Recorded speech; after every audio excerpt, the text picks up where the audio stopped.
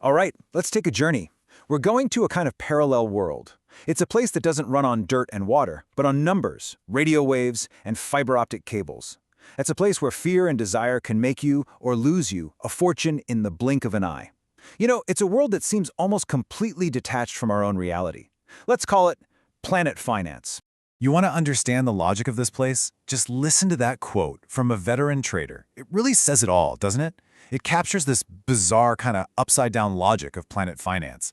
It's a world where a disaster here on planet Earth, we're talking war, a crisis, you name it, can actually become a massive money-making opportunity. As another trader said, volatility is our friend, never waste a disaster. In this whole disconnect, man, it was never clearer than during the pandemic. Think about it. While planet Earth was locking down, shops were boarded up, everyone was terrified of a global recession, planet finance was absolutely booming.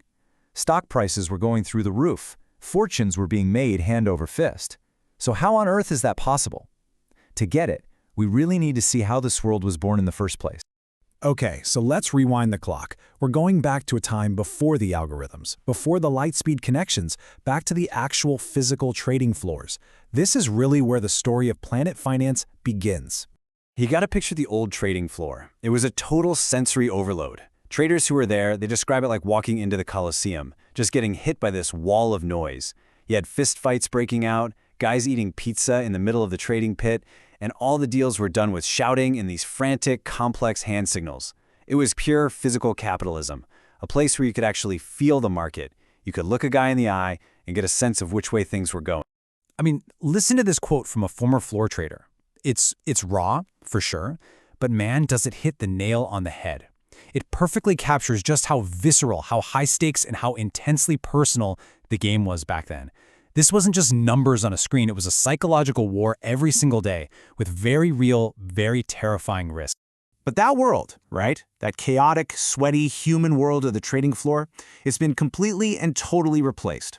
And this massive change is what built the planet finance that we know today. Yeah, it's just gone. The whole thing vanished. That chaotic human bazaar has been replaced by something, well, something sterile, silent, and just impossibly fast. And the contrast is just, it's night and day. Human intuition and gut feel, that's been replaced by algorithms and trading bots. Chalkboards and little paper tickets are now these massive data centers and fiber-optic cables. What used to be a very physical, very exclusive club is now a global network where trades don't happen in seconds, they happen in milliseconds. We're talking about a world where the difference between making a profit and taking a loss is literally measured by the speed of light. So what's at the center of this new world? It's a machine. It's called the matching engine. And really, it's just a super powerful computer, usually hidden away in some boring-looking data center. And it does the job that hundreds of shouting traders used to do. It takes in all the buy orders, all the sell orders, matches them up, and boom, that's the price. It's incredibly efficient, it never sleeps, and it's completely, totally impersonal. Now this new, high-speed, detached world, it set the stage for one of the most absurd, most mind-bending moments in the entire history of finance. A day when the logic of planet finance just completely snapped away from our reality. The day oil wasn't just free. You actually had to pay someone to take it away from you. So picture this. The date is April 20th, 2020. The entire world is deep in lockdown. Nobody's driving, nobody's flying. But the oil wells, they're still pumping. So you have all this oil coming out of the ground with absolutely nowhere to go.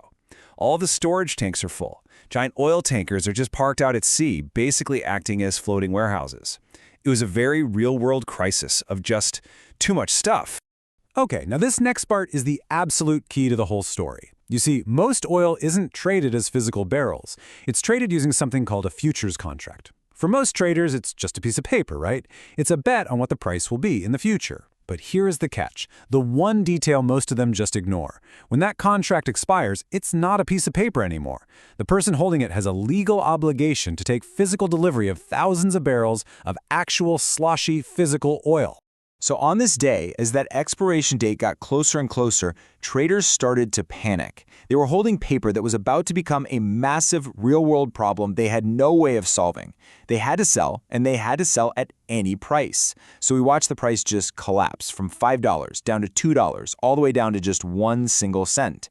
And then, at 2:08 p.m., the impossible happens. The price goes negative. By the time the market closed, it hit negative $37.63. So in the middle of all this chaos, there was a day trader, a guy named Shad Sheh.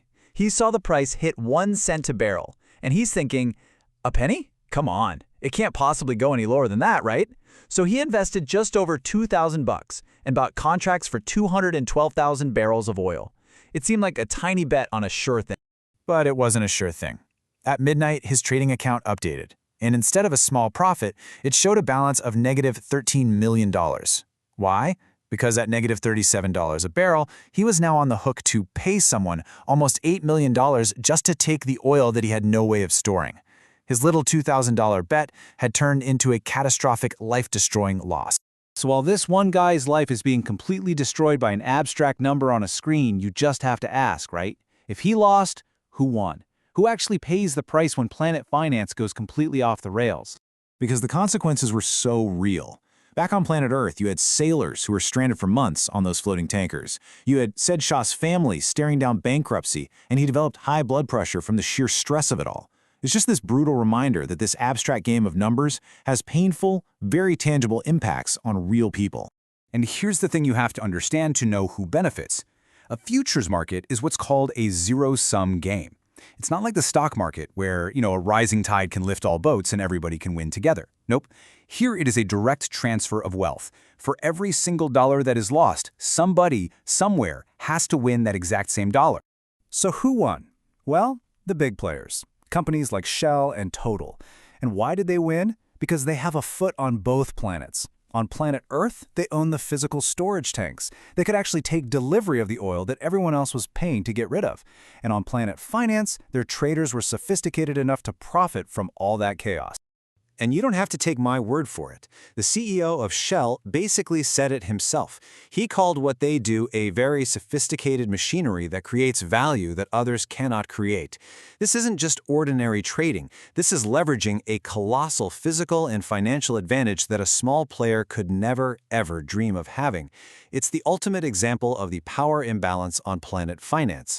So that kind of leaves us with this one big lingering thought.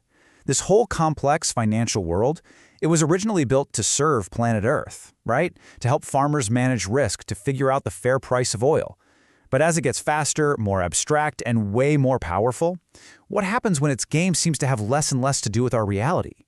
What are the consequences for all of us still living here on Earth?